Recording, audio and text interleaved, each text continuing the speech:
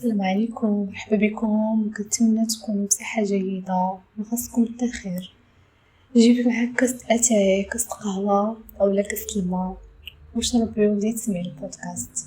البارح دويت في واحد الموضوع سميتو جلسة وعي اللي دوينا فيه على بزاف ديال المواضيع وناقشنا فيهم بزاف ديال المواضيع، لكن ما كملتش هذا الجزء الثاني. الا ما سمعتيش جلسة وعي الجزء الاول رجعي الفيديو واسمعي اليوم. والقناه ديالتي درت فيها بزاف ديال لي فيديو تقدري ترجعي ليهم وتستافدي حتى انت. دوينا توقفنا على الاصدقاء. درت واحد قلت لكم ديروا واحد التقنيه اعتبروها بحال لا ثيرابي. غادي تجبدي واحد الورقه وغتقطعيها طريفات صغار مربعات صغار وغادي تكتبي اي حاجه ضراتك كتبيها في ديك الورقه. غادي تكتبي مثلا الاصدقاء، الجامعه، العمل، الاصدقاء السامه، اولا شي بنت خلات فيك شي اثار، شي جرح في قلبك كتبي سميتها وكليتها في ديك الورقه. وشنو غادي ديري فهادشي من بعد؟ هاد الشيء اللي غادي ديريه وانت بوحدك. ما يكونش حداك الصداع باش ما تشتيش في التفكير، باش تكوني كتهضري مع راسك. لحقاش ملي كتهضري مع راسك كترتاحي وكتخففي كتعبري كتخرجي داكشي اللي في قلبك. كل ورقه غادي تدوزي عليها، غادي تجيبي واحد الورقه مثلا الورقه الاولى فيها مثلا الصديقه، درتي الاسم ديالها والكنيه ديالها. غادي تهضري مع راسك بحال الا كتهضري مع ديك الصديقه هي ديك الورقه. غادي تقولي لها هاد صديقتي دوزت معاك حياه طفوله جميله، تقاسمنا انا وياك الحزن والفرح، لكن هاد المشكل، لكن هاد الحاجه اللي ضرتيني، هاد الحاجه اللي درتي لي ضريتيني فيها، جرحتيني فيها، ما اعتذرتيش مني، تخليتي عليا. المهم كل واحد كيفاش عاش، كل واحد بتجربته، كل واحد شنو وقع ليه. غادي تهضري فرغي شي حاجه ايجابيه دوزتيها مع ديك الصديقه وشي حاجه سلبيه اللي ضراتك فيها. من بعد شنو غادي ديري؟ غادي تقولي انا كنتحرر من هاد العلاقه اللي بيناتنا. ماشي كاينين العلاقات اللي غادي تحيديهم مره تحيديهم يعني صافي تجاهل، وكاينين العلاقات اللي ما تقدريش تحيديهم. مثلا الاصدقاء معاك في العام راه ممكنش تبعدي عليهم، غير غادي ديري هاد التقنيه ومن بعد غادي ديري معاهم توازن الاعتدال. الا كنتي كتخرجي اسرارك كتخرجي معاهم بزاف حاولي تنقصي، فهمتيني؟ كتقولي السالا لاباس كي دايره كلشي مزيان، باش تخرجي الاسرار ديالك واش غادي ديري ما تهضريش من الاحسن. من غادي تفرغي داكشي غادي تجبدي ديك الورقه ديك تقطعيها، غادي تقولي انا كنتحرر من هذا المشكل، انا صافي دوزت معاك اوقات زوينه، لكن هذا الموضوع اولا هذا الشيء اللي درتي لي راه ما مزيانش وضر لي في خاطري، انا مابقيتش مازال غادي نتعامل معاك. لحقاش ما كتزيديش بيا القدام، ما كتعطينيش قيمه، كتهبطي مني قدام الاصدقاء الاخرين، ما كتحترمينيش، ما كتعطينيش قيمه اللي كنعطيك. وغادي تجبدي ديك الورقه وغادي تقطعيها. ما غادي تقطعيها اش كتعني بانك تحررتي من داكشي، داك الحزن وداكشي اللي ضرك في خاطرك خرجتيه وعبرتي عليه. بحال الا كانت حداك غادي تقطعي ديك الورقه وغترميها. من غادي ديري هكا كترتاحي، كتحسي بالقلب ديالك بحال الا طهر، ارتاحيتي. يعني داك المشكل اللي كان معاك مع ديك الصديقه صافي تهنا سالا صافي. من بعد غادي ديريش قبل ما تقطعي ديك الورقه غادي تشوفي العلاقه كيفاش غادي ترجعيها. مثلا هاد الصديقه مزياناش ليا صافي انا غنبعد عليها باش مازال غادي ندوي معاها، اولا غادي تقولي مثلا انا غنولي نتجاهلك، مابقيتش مازال غنعمر معاك، مابقيتش مازال غنخرج معاك بزاف، غنسول فيك مره ولكن ديك العلاقه اللي كتبيناتنا شحال هادي مابقاش مازال غادي تكون. وكذلك في العمل، الجامعه، الاصدقاء السامه والهاتف، كلشي. عرفتي حاجه جماد، شي لبسه مثلا كنتي كتلبسيها وكديك طاقه سلبيه كتبيها، قولي هاد الكسيبه الحمراء شريتك عجبتيني ولكن ما كنلبسك ما كنرتاحش فيك، صافي انا غنقطعك ما بغيتكش مازال، غنقطع الورقه ونتصدق بديك الكسيبه. هذه تقنيه بسيطه وجميله جدا كتحسي بها بالخفه وبالراحه. هانتي غربلتي لك المحيط ديالك والاصدقاء ديالك بديك الورقات، غادي تغربي لي حوايجك صباطك سيكانك مكياجك ما ارتحيتيش فيهم. الصاك انا ما عجبنيش، باش الصاك ما به والو ولكن انا من كنلبسك ما كنرتاحش فيك، حيديه. غربلي التدات ديالك والجسد ديالك وكلشي. جبدي راسك هضري مع راسك، قولي شعري، هضري مع شعرك، راه الجسد راه كيحس بينا، راه هادوك الامراض اللي كيظهروا في الجسد ديالك ما جاوش يظهروا غير هكاك، سواء الغده الدرقيه سواء المعده سواء القولون سواء بومزوي كل كيدير بومزوي.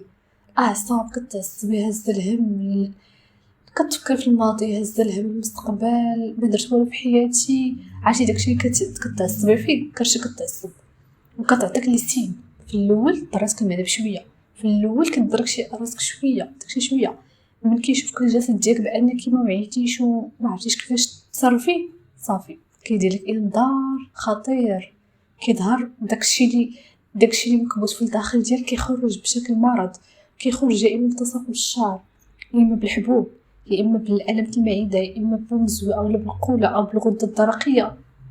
هادشي كله راه كيخرج النفسيه ديالك مكبوته، مشاعرك، روحك عيات، نفسيتك صافي وصلت لواحد الدرجه اللفل. وباش تعبر على داكشي اللي فيها في الداخل كتخرج لك بشكل مرض. لقاش الا خرجتك بشكل مرض غادي تخافي، غادي تنوضي تعالجي راسك، غادي تمشي عند الطبيب، تقلبي على الادويه باش تقدري تداوي داك المرض. وهانتي داويتي داك المرض صافي دريتي وعاودتي نفس المشكل النفسيه ديالك مكبوطه، كيرجع نفس المرض. يعني كيفاش غادي تصلحي هادشي؟ يعني صلحي روحك وصلحي النفسيه ديالك خرجي المشاعر المكبوته اللي في الداخل ديالك، خرجيها بهرس الكاس، هرسي شي تبصيل، سيري شي بلاصه غوتي، عبري، كتبي بالكتابه.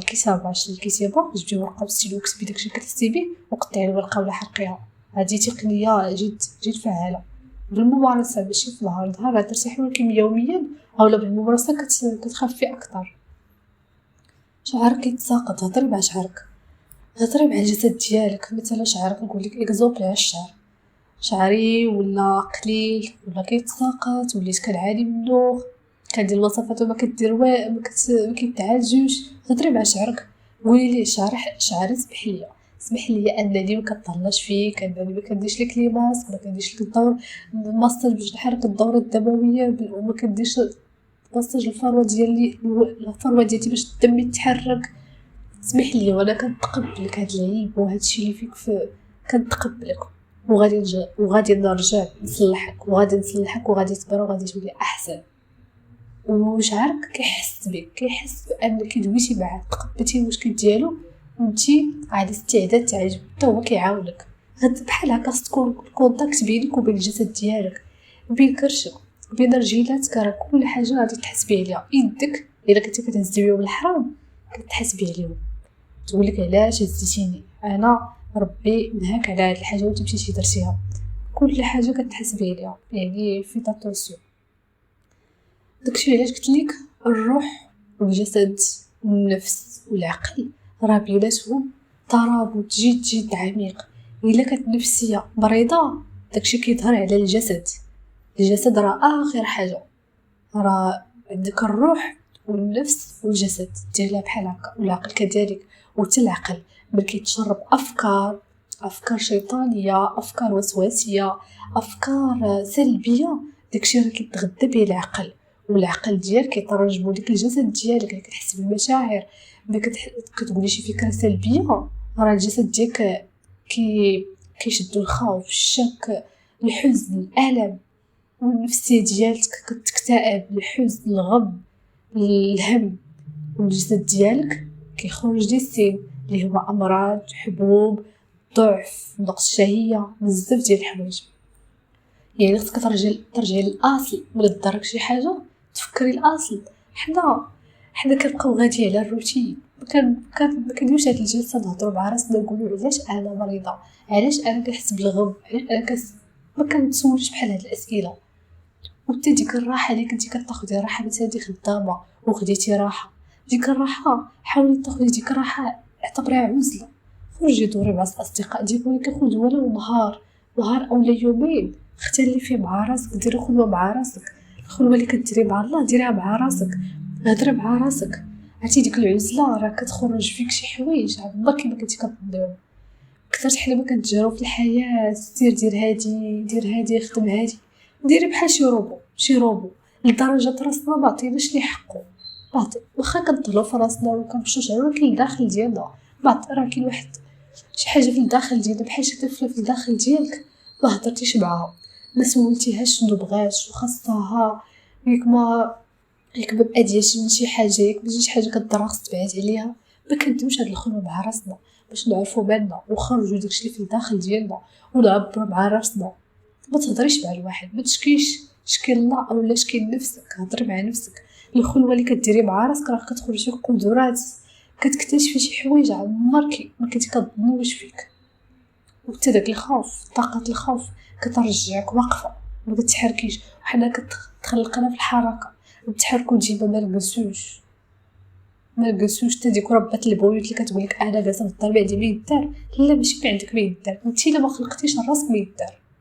ما قلتلكش انا سيري خرجي للشارع تحاربي وخدمي في ما كنعيبش انا خدامي كلهم الفيرما اي حاجه الكابلاج اي خدمه سواء كانت بسيطه ولا كانت كبيره ما كنعيبهمش. واخا كتكون هذيك العقليه بان اللي عنده خدمه واعره كيعطيو قيمه اللي ما عندوش خدمه. المهم حنا ديك العقليه راه تورثناها وجيت خايبه بزاف. ديري شي حاجه في راسك، عرفتي الا خديتي غير ديك البانيو ودرتي فيها شويه ديال الماء والملحه وحطيتي فيهم رجيلاتك راه خدمتي على راسك. راه ماشي ضروري تخدمي على برا باش تدي الفلوس اولا تخدمي في دارك مزيد تعذبي راسك باش تدي فلوس. لا خدمي على راسك. اش كنقصد بها خدمي على راسك؟ خدمي على النفسيه ديالك. عرفتي الا كانت النفسيه ديالك مرتاحه وما كتعاني حتى شي مشكل جسدي اولا نفسي راه تقدري تخلقي العجب. شنو تخلقي العجب؟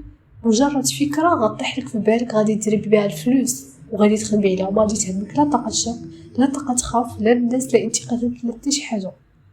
شكون اللي كيخلينا حنا في بلاصتنا؟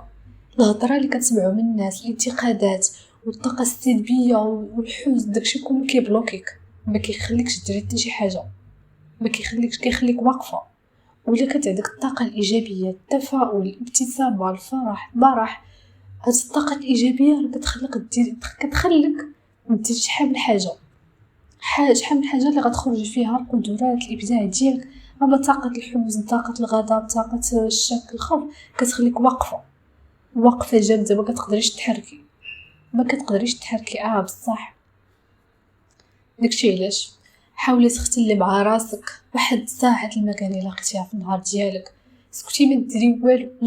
جربي داك الكاس القهوه اللي غادي تشربي شربيه بشويه عليك. عرفتي ديك 5 دقائق ولا ما عرفت انت كتشربي ب2 دقائق ولا ما عرفت نص دقيقه انت شربي ب5 دقائق شربي بشويه. حسي بديك الجامه كتدخل ليك كيفاش كتحسي بيها غتلقاي حتى حاجه ما تبدلات. الوقت هو الوقت.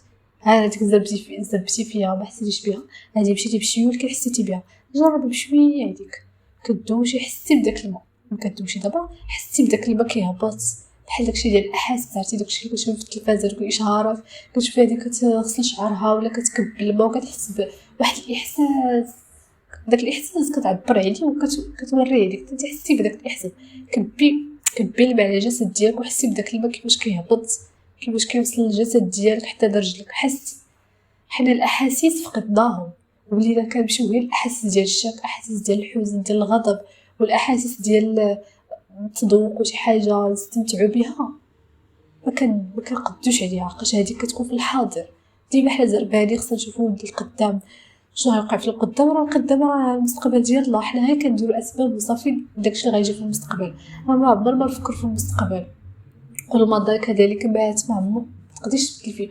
واخا راه صعيب كدوزي على شي حاجه كتبقى في قلبك ديما كتفكر فيها لقيت ما قدرتيش تفرغيها. والفراغ راه ما كيجيش على نهار وليل شهور على الاقل شهر باش يلا تقدري تهدي من داك الموضوع لحقاش غادي تنسيه. غير باش تنسي خاصك ديري ديك الخطوه. فبديت بغيت نقول لك حاولوا تراجعوا راسكم واختلوا مع راسكم واعتزلوا مع راسكم. شي وحده مثلا كتخدم شي خدمه كتشوف ديك الخدمه كتعبها جسديا صحيا راه دوك الفلوس غادي يمشيو لك في الدوايات مالكي على حالتك. ستوب خرجي لقاي شي خدمه واخا تكون بسيطه بحال ديك الخدمه ولكن بسيط مثلا ما فيهاش دوك الاصدقاء اللي كيسوءوا السامه ولا سميتو سيري ليها. المهم خرجي من ديك الطاقه السلبيه. فكري في الطاقه السلبيه والمحيط اولى من المال. ما تقوليش لي لا تلقى خدمه فيها فلوس بزاف. عرفتي ديك الخدمه الا كنتي كتشدي فيها 500 درهم وانتي كتحسي براسك فيها مرتاحه ما كيضرورجك لا تاع ما كتعبي فيها والو احسن لك من ديك اللي غادي تشدي فيها 2000 درهم وانتي ديما صداع الراس والغوات والصداع والاصدقاء الصماء غتمشي لك في الدوايط غتشط لك ديك 500 درهم ديالك اللهم ديك 500 دوتي بخير ومرتاحه ليك. فهمتي شنو بغيت نقول لك؟ ديما النفسيه ديالك هي الاولى. نفسي انا كاع داكشي اللي عشت في حياتي لقيت انا دازو عليا ظروف ودازو عليا ابتلاءات، شحال بكيت، شحال تعصبت، شحال تألمت، شحال غضبت، ولكن لقيت راه النفسيه ديالتي هي الاولى.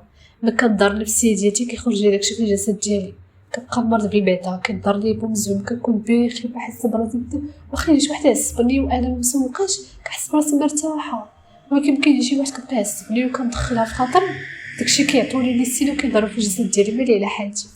النفسيه ديالتي هي الاولى، وروحي هي الاولى، الروح ديالي والنفس ديالي خلقني الله، حتى انا خصني نحافظ على الجسد ديالي. وشكرا على المشاهده ديالكم، وكنتمنى تسمعوا لهاد النصائح وتدعموني، ولا كان شي تساؤل قولوا لي في الكومونتير، ولا اقترحوا لي شي موضوع اللي ندوي فيه في فيديو اخر. شكرا لكم.